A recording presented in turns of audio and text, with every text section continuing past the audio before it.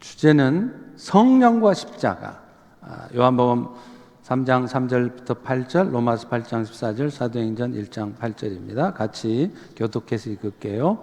예수께서 대답하여 이르시되 진실로 진실로 너에게 이르노니 사람이 거듭나지 않으면 하나님 나라를 볼 수 없느니라. 니고데모가 이르되 사람이 늙으면 어떻게 날 수 있사옵나이까? 두 번째 모태에 들어갔다가 날 수 있사옵나이까? 예수께서 대답하시되 진실로 너희에게 이르노니 사람이 물과 성령으로 나지 않으면 하나님 나라에 들어갈 수 없느니라. 육으로 난 것은 육이요 영으로 난 것은 영이니 내가 너에게 거듭나야 하겠다는 말을 놀랍게 여기지 말라. 바람이 임으로 불매 내가 그 소리는 들어도 어디서 와서 어디로 가는지 알지 못하나니 성령으로 난 사람도 그러하니라. 무릇 하나님의 영으로 인도함을 받는 사람은 곧 하나님의 아들이라. 오직 성령이 너희에게 마시면 너희가 권능을 받고 예루살렘과 온 유대와 사마리아와 땅 끝까지 이르러 내 증인이 되리라 하시니라. 아멘. 네. 기독교의 교리 중에 인간의 이성으로 이해하기 힘든 것 중에 하나는 삼위일체일 것입니다. 세 분 하나님이 영광과 권위에 있어서는 동일하신 한 하나님이시래요. 그러면서 또 동시에 세 분이 각각 다른 위격을 갖고 있다고 하는 것은 인간의 이성으로는 좀처럼 이해하기가 쉽지 않습니다. 쉽게 말해서 하나가 셋이고 셋이 하나라고 하니 공간의 제약 속에서 살 수밖에 없는 우리 인간으로서는 모순처럼 들려질 수밖에 없는 거죠. 더구나요, 오늘날 성부 하나님이나 성자 예수님에 대해서는 대부분 잘 이해하고 있어요. 신학적으로도 정리가 잘 돼 있습니다. 그런데 성령님에 대해서는 신학적으로도 정리가 잘 되어 있지 않고요. 그래서 성도들도 오해하는 경우가 많다는 거예요. 성령님을 하나님이나 예수님과 동등한 삼위 하나님 중에 한 분으로 이해하는 게 아니라 그저 요술 램프 속에 나오는 그 진화 요정처럼 기적을 나타내는 어떤 존재로만 이해를 하는 것이죠. 따라서 성령님은 어떤 존재이시고 특별히 예수님의 십자가의 사역과 어떤 관계가 있는 분인가 하는 것을 여러분이 잘 이해하는 것은 오늘 여러분의 신앙생활이 그저 신비한 체험에만 의존하는 그런 건강하지 못한 신앙생활이 아니라 인격적이고도 또 균형 잡힌 신앙생활을 하게 할 것입니다. 또 십자가를 통해 이루시고자 했던 성부 하나님의 인류 구원의 소망을 함께 이루어드리는 그런 신실한 제자의 삶을 살게 할 것입니다. 가장 먼저요, 성령님은 어떤 분이시냐? 여러분들을 거듭나게 하심으로 십자가의 은혜를 받아들이게 하시는 분이시라는 거예요. 예수님께서 니고데모에게 하신 말씀 중에서 우리는 새로운 출생, born again, 그러니까 거듭남이 왜 필요한지를 찾아볼 수 있습니다. 오늘 본문인 요한복음 3장 3절에 보면 예수님은 이렇게 말해요. 사람이 born again 안 하면, 거듭나지 않으면 하나님 나라 볼 수 없다는 거예요. 하나님 나라에 들어갈 수 있는 유일한 길은 열심히 착하게 살아서 선행 많이 해야 들어가는 게 아니라 그 나라 사람으로 다시 태어난다는 거예요. 그럼 이게 무슨 말입니까? 우리 모두는요, 어머니의 자궁에서 육체적으로 한 번 태어났습니다. 그런데 여러분이 다시 태어나야 된다 이 말은 이미 육체적으로 한 번 태어난 우리가 두 번째로 이제는 영적으로 다시 태어나야 된다는 말이에요. 왜냐하면요, 영적으로 다시 태어나야만 비로소 여러분들의 영적인 눈이 열려서 예수님의 십자가의 죽으심을 통해 내 죄가 용서되어지고 그 예수님 때문에 내가 영원한 생명을 얻게 된다는 사실이 깨달아지고 받아들여지기 때문이에요. 누가복음 24장에 보면 예수님이 엠마오로 내려가는 두 사람과 동행하시는 얘기가 나오죠. 근데 이때 두 사람은요, 들은 얘기를 해요. 예루살렘에서 예수님이 십자가에 죽으셨대. 근데 3일째 되는 날 살아나셨다네. 이런 얘기를 서로 하면서도 정작 자신들과 함께 내려가고 있는 그분이 바로 그 예수님인 것은 알지 못하는 거예요.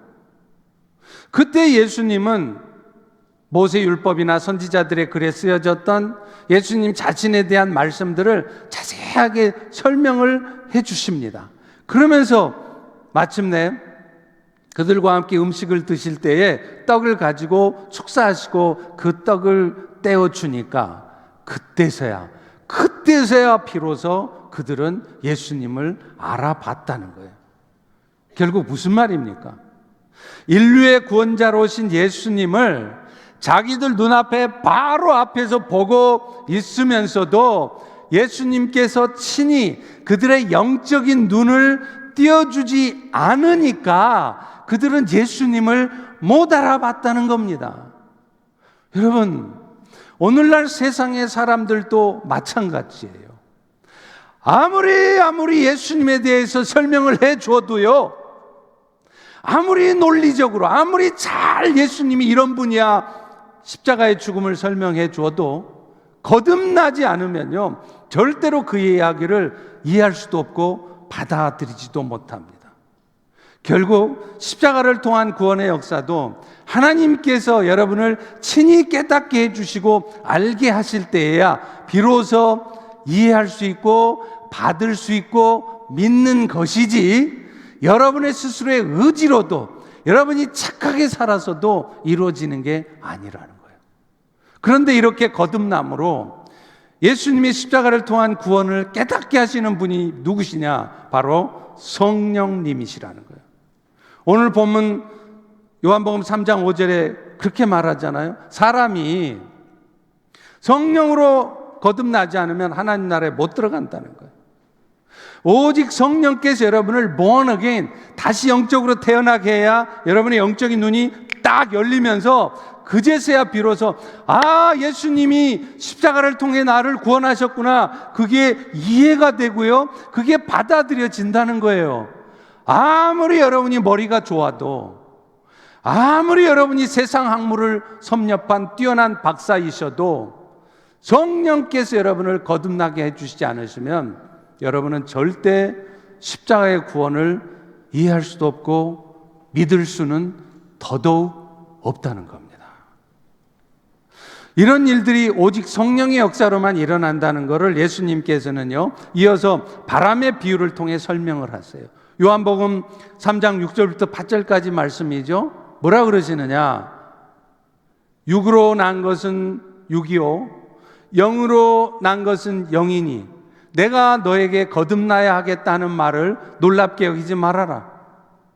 바람이 불지만 네가 그 소리는 들어도 그 바람이 어디에서 와서 어디로 부는지를 알지 못하는데 성령으로 거듭난다는 것도 바로 이런 것이다, 이렇게 말해요. 여러분, 육으로 태어나면요, 그 사람은 육적인 생명을 얻을 뿐이에요. 그런데 성령으로 태어나면 영적인 생명을 얻어서 영적인 눈이 뜨인다는 거예요. 그런데 이 말의 뜻을 못 알아듣고 의아해하고 있으니까 예수님은 바람의 비유를 통해서 그것을 다시 설명을 해줘요. 그게 뭐냐? 여러분, 바람이 불면요, 그 바람은 어디에서 와서 어디로 가는지 눈에 보입니까? 안 보여요. 몰라요. 그런데 한 가지 분명한 것은 바람이 불 때 휘 하고 바람 소리가 들렸다거나 혹은 바람이 슉 부니까 이파리가 나뭇잎이 쫙 흔들리는 것을 보면 여러분은 그것을 듣고 보면서 아하, 바람이 불었구나 하는 것을 안다는 거예요. 성령의 역사도 이렇다는 겁니다. 성령께서 여러분의 영혼에 작용해서 여러분을 거듭나게 해도 여러분은 그것이 어떤 과정을 거쳐서 어떻게 해서 나를 거듭나게 했는지 도무지 알 수 없습니다. 그런데 한 가지 분명한 게 있어요.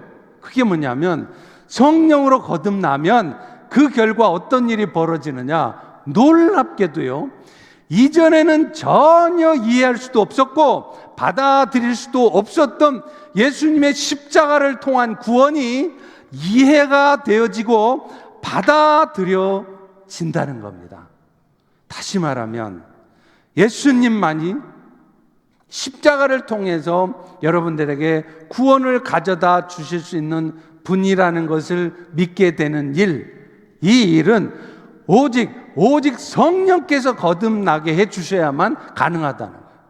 그렇기 때문에 대단히 죄송합니다만 여러분 중에 지금 이 자리 예배는 드려요. 말씀도 다 들어요.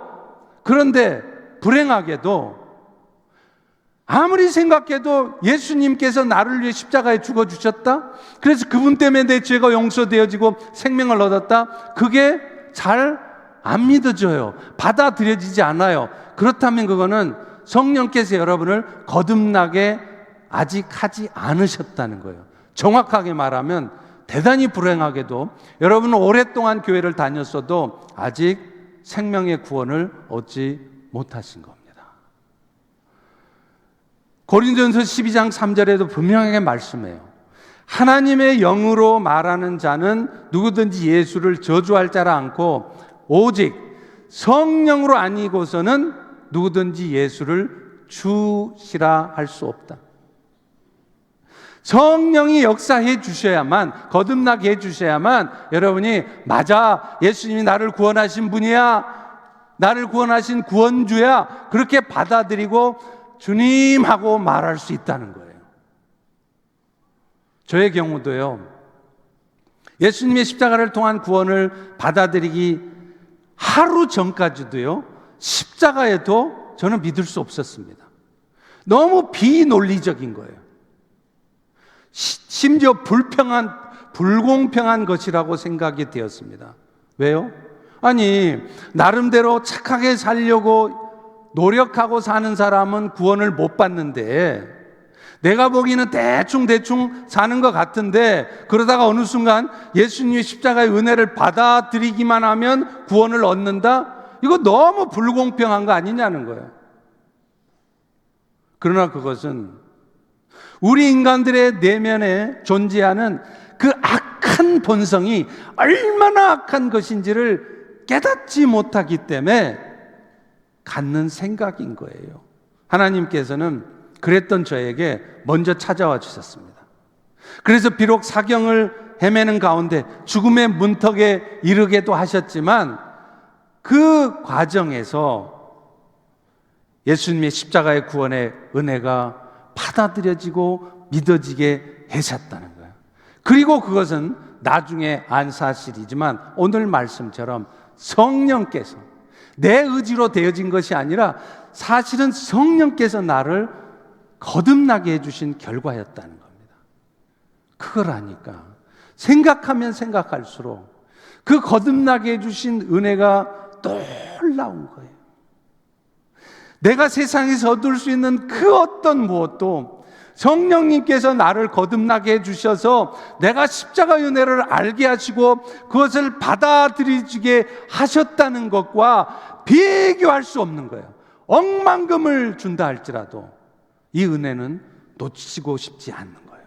사랑하는 성도 여러분, 그러므로 오늘도 여러분의 삶에 가장 감사하시고 항상 잊지 않아야 될 것이 이겁니다. 여러분 안에 성령님이 오셔서 여러분으로 하여금 예수님의 십자가의 은혜를 받아들일 수 있게 하시고, 그래서 오늘 또 예수님을 주님이라고 불러도 아무런 어려움이 없는 예수님을 시인하게 하신 것, 그것을 감사하셔야 된다는 거예요. 거듭남을 통해 십자가의 은혜가 깨달아지고 받아들여진다는 것은 여러분이 이 땅에 살아가면서 경험할 수 있는 것 중에 가장 경이로운 일이에요. 안타깝게도 우리는 거듭나지 못한 사람들의 그 소망 없는 상태가 얼마나 절망적이고 얼마나 불쌍한 것인지를 잘 몰라요. 그러다 보니까 내가 성령의 역사로 말미암아 거듭나졌다는 것, 이것이 얼마나 축복된 일인지를 늘 망각한다는 거예요. 잊어버린다는 거예요. 그래서 맨날 당장에 지금 내 삶에 닥쳐온 일들에 대해서 그저 불평하고 분노하기 바쁩니다. 그러나 여러분, 이 은혜가, 거듭나는 은혜가 얼마나 놀라운 것인지를 깊이 알면 알수록요, 여러분은 오직 그 은혜에만 감사하게 될 것입니다. 심지어 여러분이 어떤 희생을 치르고서라도, 심지어 여러분이 지금 죽어가고 있는 상황이 있다 할지라도, 심지어 여러분이 어떤 자존심 상하는 말을 들었다 할지라도 그 은혜를 다른 사람들, 특별히 여러분이 정말 사랑하는 가족들과 주변의 친지들에게 나누어 주고 싶게 될 것입니다. 이 은혜가, 이런 은혜가 여러분에게도 있기를 간절히 소망합니다. 두 번째로 성령님은요, 우리의 삶이 세상을 향한 삶이 아니라 이제는 십자가를 향한 삶이 되도록 날마다 인도해 가신다는 거예요. 아십니까? 성령님은요, 여러분 안에 오셔서 여러분을 거듭나게 하신 다음에 곧바로 떠나는 게 아니에요. 아, 이제 나 할 일 다 했어. 이제 거듭났지? 예수 믿어지지? 그러면 이제 네 힘대로 살아? 떠나시는 게 아니고 그 순간서부터 계속해서 죽는 날까지 여러분의 삶이 십자가를 향해 가도록 인도해 가신다는 거예요. 오늘 두 번째 본문 로마서 8장 14절에 보세요. 무릇 하나님의 영으로 인도함을 받는 그들이 곧 하나님의 아들이라. 바꿔 말하면 여러분이 하나님의 아들이 되었습니까? 그게 분명히 맞습니까? 믿으십니까? 그렇다면 여러분의 삶은 여러분이 인정을 하든 인정하지 않든 지금 이 순간도 성령께서 여러분의 삶을 인도하고 있다는 거예요. 여러분의 삶이 십자가를 향한 삶이 아니라 여전히 세상을 향한 삶이 되지 않도록 여러분을 다시 십자가를 향한 삶으로 이끌어 가고 있다는 거예요. 다만 그렇기 때문에 그 성령의 인도하심은요, 늘 여러분이 기대하고 원하는 대로 이끌어지지 않습니다. 여러분 인생에는 지금 이쯤에는 돈도 좀 벌리고 지금 이쯤에 내가 프로모션도 되고 좀 건강해지고 그렇게 원하시겠지만 성령의 인도하심은 여러분이 기대하는 것처럼 항상 평안한 길, 축복된 길로 보여지지 않는다는 겁니다. 때로는요, 오히려 축복된 게 아니라 성령이 인도하신다면서 오히려 일은 더 안 되고 더 힘들고 고통스러운 삶으로 이끌기도 하세요. 그러나 그런 상황 역시도 성령님이 인도하신다는 거예요. 실제로요, 하나님은 때로 여러분들이 만약에 여러분의 자녀를 우상처럼 여기고 살잖아요. 자식 하면서 그 자식 어떻게 될까봐 자식 세상에서 잘 되게 하려고 그렇게 사시잖아요. 그러면 하나님은 어느 순간 여러분의 자식들에게 문제가 생기게 하십니다. 그게 하나님이 하시는 거예요. 또요, 너무 세상적인 가치 기준 속에서 오늘 또 세상적인 것에 얽매여 살잖아요. 그러면 어떤 일이 벌어지느냐? 여러분은 죽으라고 열심히 살고 심지어 기도도 해요. 이거 잘 되게 해달라고 기도도 하는데 오히려 여러분의 상황은 더 어려워지게 됩니다. 그게 성령이 하시는 거라는 거예요. 이사야 31장 1절 3절의 말씀처럼 여러분을 경고하시는 거예요. 도움을 구하러 애굽으로 내려가는 자들은 화 있을진저. 그들은 말을 의지하고 병거의 많음과 마병의 강함을 의지한다는 거예요. 그래서 어떠냐? 이스라엘의 거룩하신 하나님을 기대하지 않아요. 그 하나님께 도우심을 구하지도 않아요. 여러분이 그렇게 살면 어떤 일이 벌어지는지 아세요? 여호와께서 당신의 손을 펴셔서 여러분들을 도와주기를 기대하고 있는 사람들을 넘어뜨려 버린다는 거예요. 내가 이런 어려움에 처했으니까 저 사람이 나를 좀 도와주겠지? 돈도 좀 주겠지? 안 된다는 거예요. 왜요? 하나님이 못하게 막아버려요. 그래서 도와주려고 하는 사람도 그 도움을 받고자 하는 여러분들 삶에도 엎드러지는 일이 벌어진다는 거예요.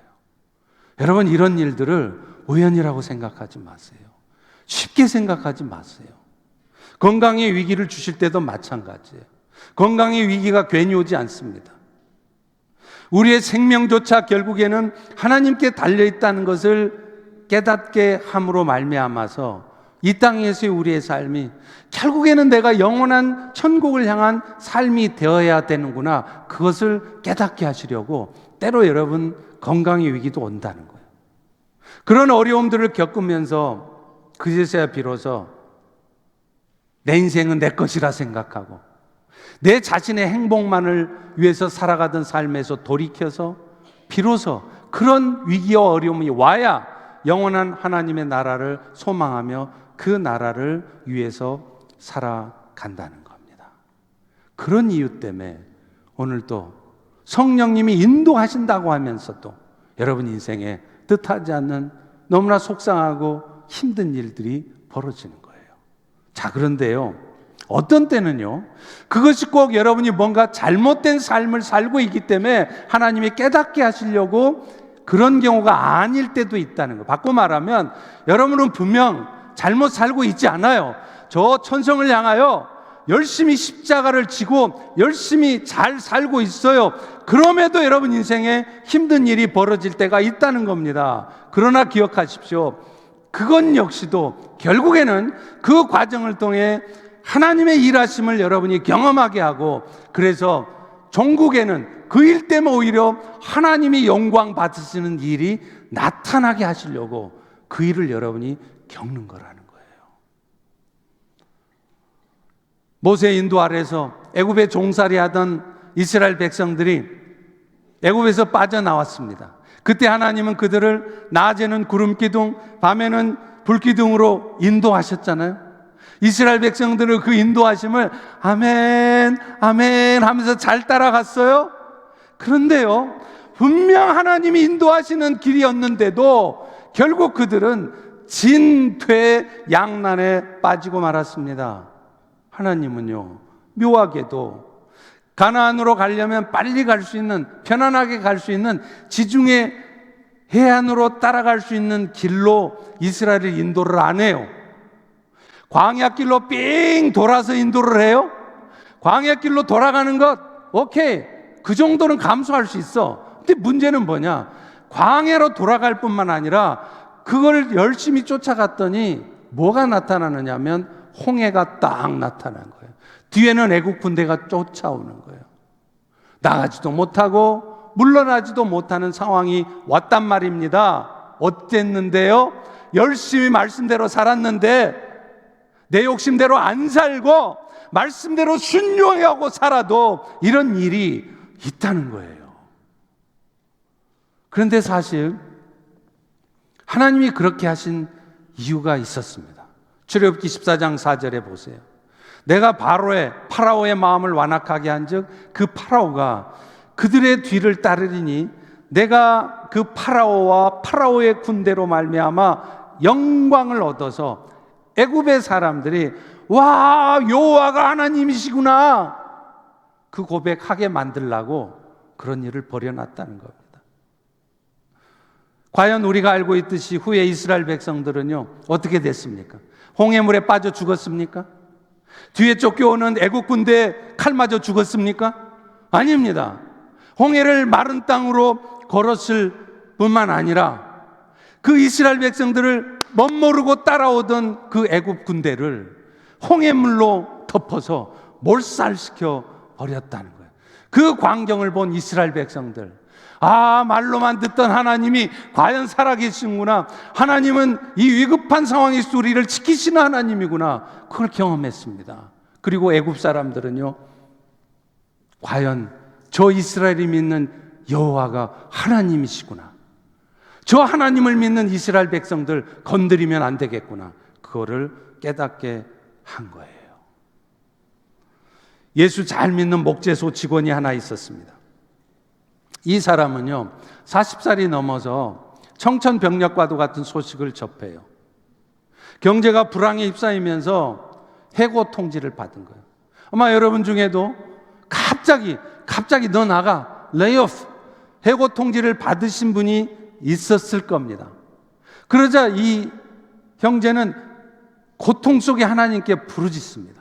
하나님, 내가 그렇게 잘못 살았습니까? 내가 그렇게 죄 짓고 살았나요? 나 하나님 말씀에 순종하면서 열심히 하나님 나라를 위해서 봉사하면서 그렇게 신실하게 살았는데 왜 나를 해고시키십니까? 이 해고가 웬 말입니까?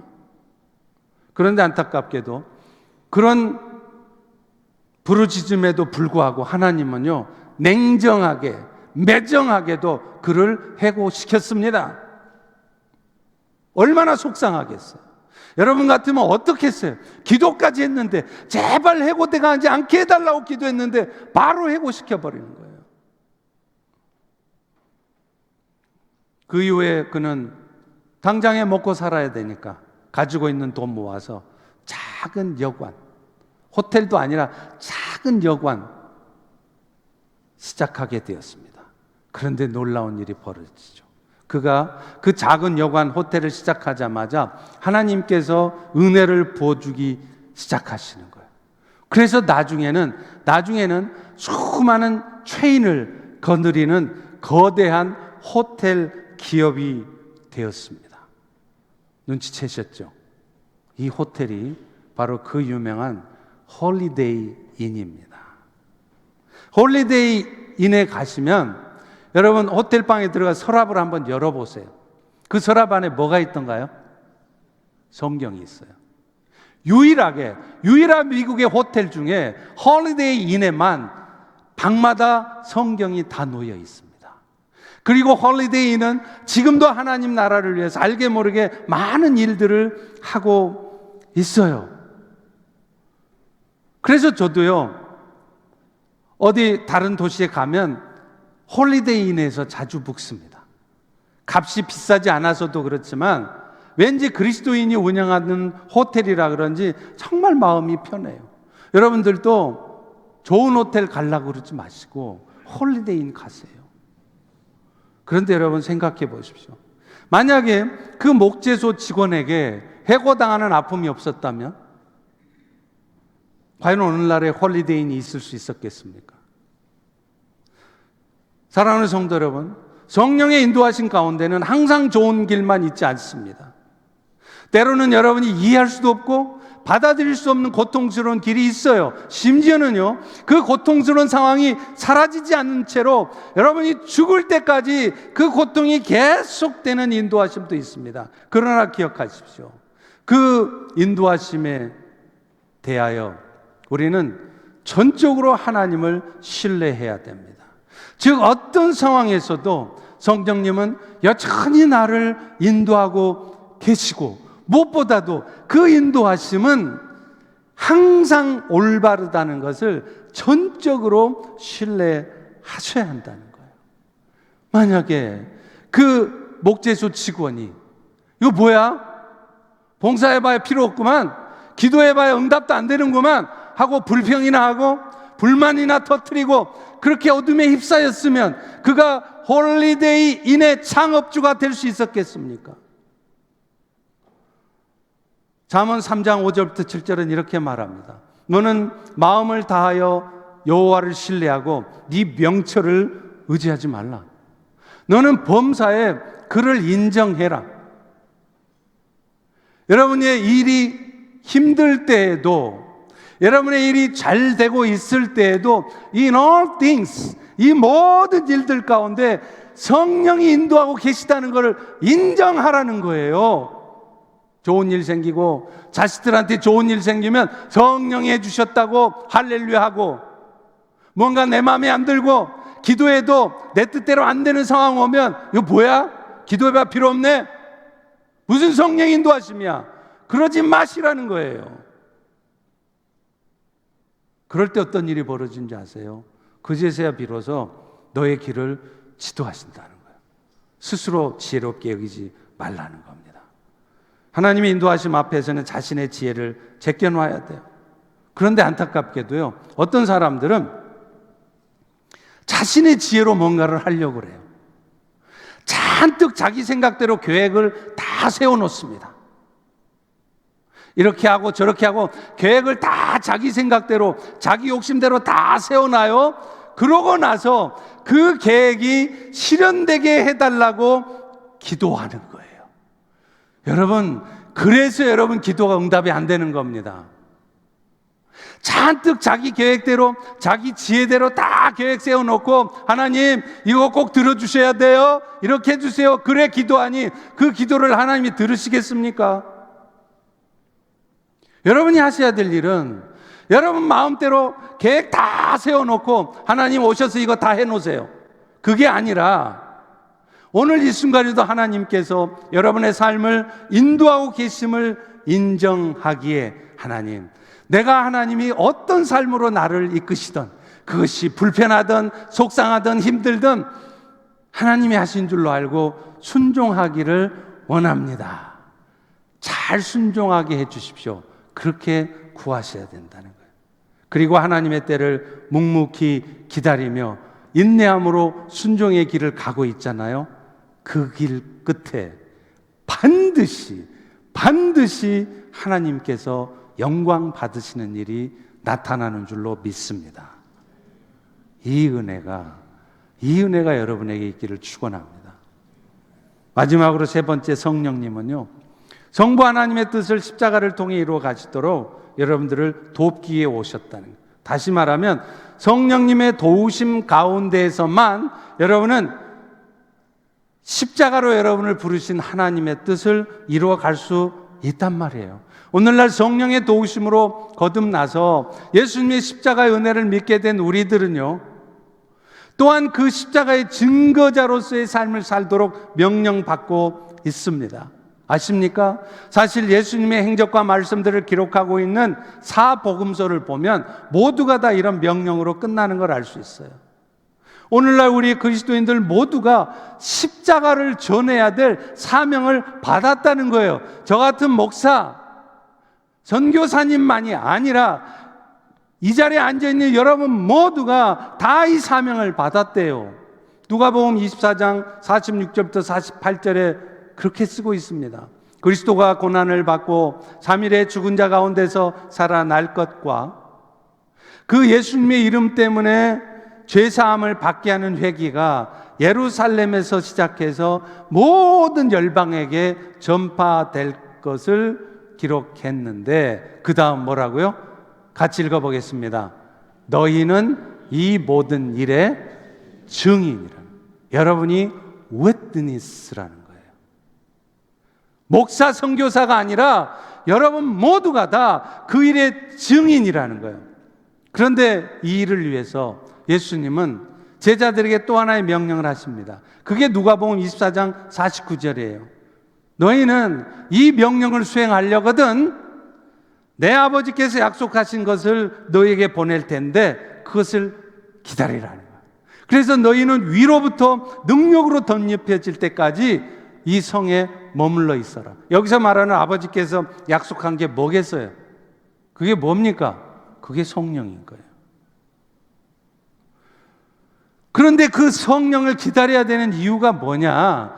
그 성령을 통해서 여러분이 아버지께서 주시는 능력으로 무장이 되어야 증인의 삶을 산다는 겁니다.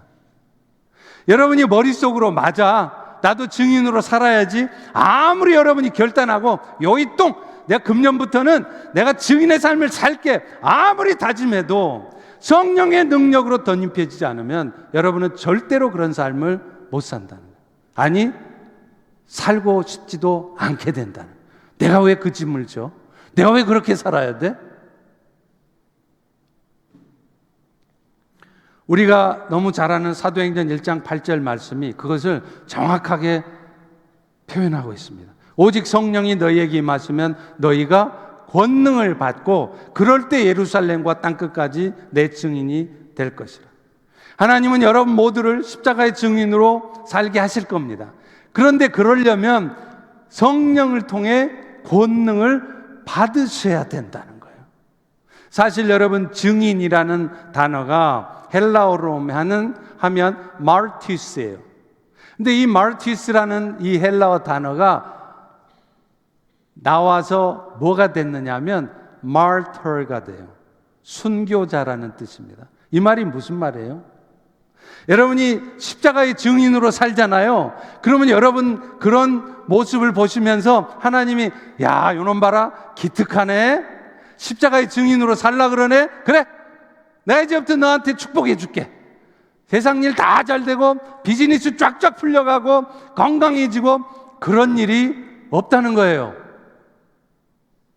증인으로 살려면 어떻게 살아야 되느냐?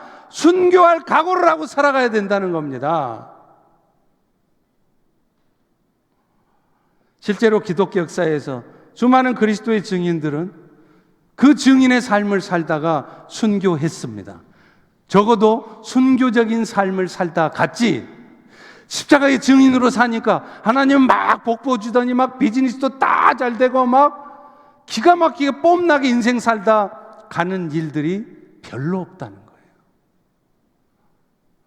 지금 이 순간에도 지구촌 곳곳에서는 그리스도를 증거하는 일 때문에요, 축복받고 비즈니스가 잘 된 게 아니라 테러를 당하고요, 가족들이 몰살당하기도 합니다.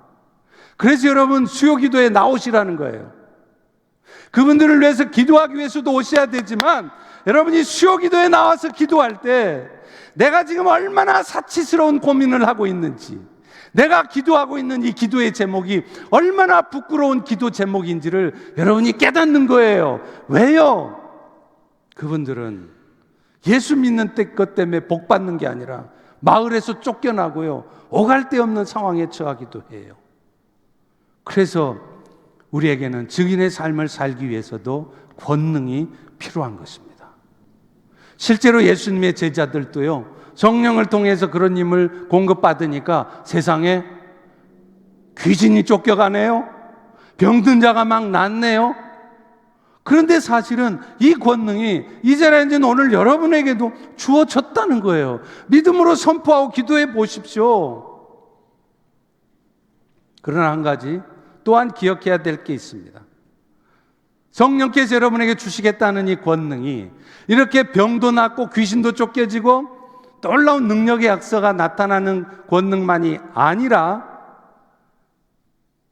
순교적인 삶을 살면서도 묵묵히 하나님의 때를 기다릴 수 있게 하는 인내하는 마음이기도 하다는 겁니다.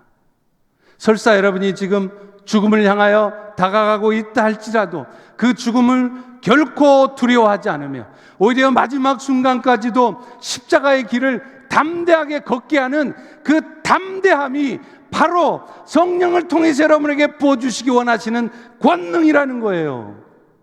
여러분이 신앙 때문에 존중받고 인정받는 게 아니라 오히려 핍박을 당하고요, 때로 억울한 일을 당하셔도, 속상한 말을 들어도, 상처받는 말을 들으셔도 그것 때문에 삐지고 그것 때문에 시험 드는 게 아니라 예수님의 십자가의 고난을 기억하면서 나를 힘들게 한 그 대적자들을 향하여 축복해 줄 수 있는 마음, 이것이 바로 성령이 여러분에게 주시는 권능입니다. 나도 세상 사람들처럼 세상 것 탐하면서 그걸 좀 누리고 싶은 마음, 그런 마음을 절제할 수 있는 마음, 그게 성령이 주시는 권능이에요. 나도 저 김집사처럼 이사장 마냥 시간만 나면 골프나 좀 치면서 세상 인조해하면서 그렇게 행복하게 살고 싶은 그 마음을 때로는 절제하면서 사는 마음, 그것이 성령이 여러분에게 주기 원하는 권능이라는 거예요. 그래서 바울은요, 자신의 영적인 아들과 같은 디모데에게 디모데후서 1장 7절 8절에 이렇게 말합니다. 하나님이 우리에게 주신 것은 두려워하는 마음이 아니라 능력과 사랑과 절제하는 마음이다. 그러므로 너는 오직 하나님의 능력을 따라 복음과 함께 고난받을 각오를 하라는 것입니다. 말씀을 맺습니다. 몇 년 전에 가톨릭의 김수환 추기경께서 돌아가셨어요. 그때 수많은 사람들이 조문을 하려고 명동성당 앞에 줄을 서서 기다리더라고요. 그 조문객이 무려 얼마인 줄 아세요? 40만 명이에요. 40만 명이 김수환 추기경 돌아가셨다고 조문으로 왔어요. 과연 가톨릭에는 구원이 있느냐 없느냐, 그런 신학적인 문제 따지지 마세요. 그런 신학적인 이슈를 따지기 이전에 그분이 종교를 초월해서 그렇게 존경받는 분이 될 수 있었다는 이유가 무엇인지 우리는 도전받아야 합니다. 그분이 그런 존경을 받을 수 있는 이유가 뭘까요? 고난과 역경이 와도 그것 때문에 염려나 하면서, 그것 때문에 막 불평이나 하면서 어떻게 이 고난을 잘 극복해서 내가 그 축복을 받을까, 그 고민이나 하면서 그렇게 기도하며 사는 게 아니라 꿋꿋하게 그 고난을 감당하면서도 없는 형편에도 힘들게 살아도 건강하지 않아도 그리스도의 사랑을 실천하며 사셨기 때문입니다. 그분을 애도하는 많은 네티즌들이 기독교를 비방하는 글들을 올려놓은 것을 보면서 마음이 아팠습니다. 어떤 네티즌이 그 김수환 추기경의 죽음에 대한 보도 밑에다가 리플라이를 달았어요. 뭐라고 썼는지 아세요? 개독교의 먹사들과 불교의 중들은 추기경님의 삶을 본받으라. 목사의 한 사람으로 너무나 부끄럽고 가슴 아픈 일이었습니다. 우리 그리스도인들이 세상의 빛으로 살려면요, 여러분 반드시 세상에서 잘 돼야 된다고 생각하십니까? 여러분이 다 프로모션하고 여러분의 비즈니스가 다 잘 돼야 그제서야 비로소 여러분 세상의 빛으로 살고 산다고 생각하십니까? 여러분의 모든 병이 깨끗이 낫고 건강하셔야만 여러분이 세상의 빛으로 살 수 있다고 생각하십니까? 절대로 그렇지 않습니다. 어떤 고난과 역경이 있을지라도, 고질병이 있으라도, 만성 질병이 있을지라도, 비즈니스가 안 되고 있을지라도, 시간 없을지라도 내가 받은 십자가의 은혜를 기억하면서 섬김의 삶을 살고자 할 때, 아프가니스탄 레퓨지들이 우리 근처에 와 있다 그러면 나도 거기 한번 가봐야지. 그 사람들 돕는 일에 나도 좀 동참해봐야지. 도미니칸 리퍼블릭에 있는 헤이션 레퓨지를 돕는다고 하면 내가 휴가를 내서라도 내 물질을 들여서라도 나도 그 사람들을 도우러 가봐야지. 그럴 때 하나님은 영광 받으십니다. 여러분이 세상에서 잘 돼야, 돈 많이 벌어야 영광 받으시지 않으세요. 그리고 성령께서 오늘도 우리 안에 계시는 이유도 여러분 모두가 세상에서 잘 되게 하시려고, 여러분 모두가 다 예수님 때문에 건강해지고 축복받게 해주려고 그래서 계시는 게 아니에요. 역경 속에서도 묵묵히 십자가의 길을 흔들림 없이 걸어갈 수 있도록 하시기 위함입니다.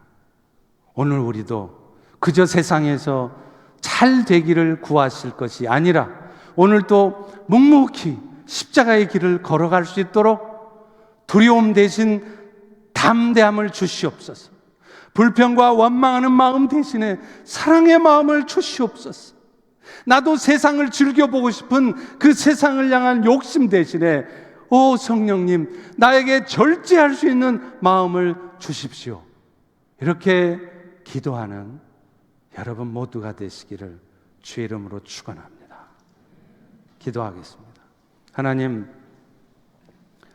성령께서 오늘 또 우리 안에 오신 이유는 그저 우리를 먹고 잘 살게 하시려고, 건강하게 오래 살게 하려고 오신 것이 아니라 우리를 거듭나게 하셔서 예수님의 십자가의 구원이 믿어지게 하시고 우리의 삶이 헛간 대로 향하지 아니하도록 오늘도 십자가를 향하여 살아갈 수 있도록 우리를 이끄심인 줄을 믿사오니 오늘도 다시 한번 우리의 기도 제목이 바뀌어지게 도와주시고 그래서 담대함과 사랑의 마음과 절제의 마음을 구하는 우리 모두가 되게 주시옵소서. 예수님의 이름으로 기도합니다. 아멘. 우리 다 이제 성찬